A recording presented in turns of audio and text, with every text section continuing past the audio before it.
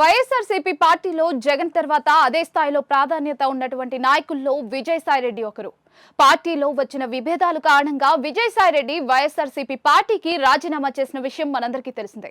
ఇలా ఈ పార్టీ నుంచి బయటకు వచ్చిన ఆయన ఇకపై తాను ఏ పార్టీలోకి వెళ్లనని, తాను వ్యవసాయం చేసుకుంటాను అంటూ సుదీర్ఘమైన పోస్ట్ కూడా పెట్టారు. విజయసాయిరెడ్డి ఇలా ప్రత్యక్ష రాజకీయాల నుంచి తప్పుకున్నా కూడా పరోక్ష రాజకీయాలు మాత్రం చేస్తూనే ఉన్నారు. తరచూ పలువురు రాజకీయ నాయకులతో ఈయన భేటీ అవుతున్నారు. ఇలా సాయిరెడ్డి పరోక్ష రాజకీయాల్లో పాల్గొంటున్న నేపథ్యంలో వైసీపీ కోటరీ ఈయనపై తీవ్ర స్థాయిలో విమర్శలు కురిపించారు.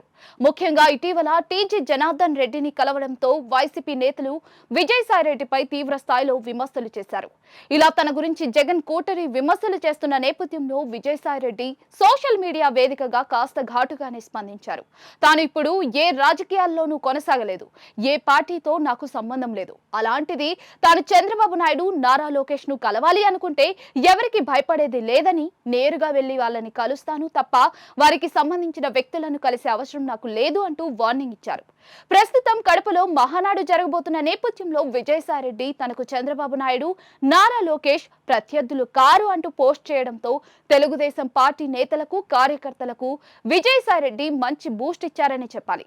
ఇలా తనకు ప్రత్యర్థులు కారని, కలవాలనుకుంటే నేరుగా కలుస్తానని విజయసాయిరెడ్డి చెప్పిన వ్యాఖ్యలు చూస్తూ ఉంటే ఈయన తిరిగి రాజకీయ రీఎంట్రీ ఇస్తారనే స్పష్టమవుతోంది.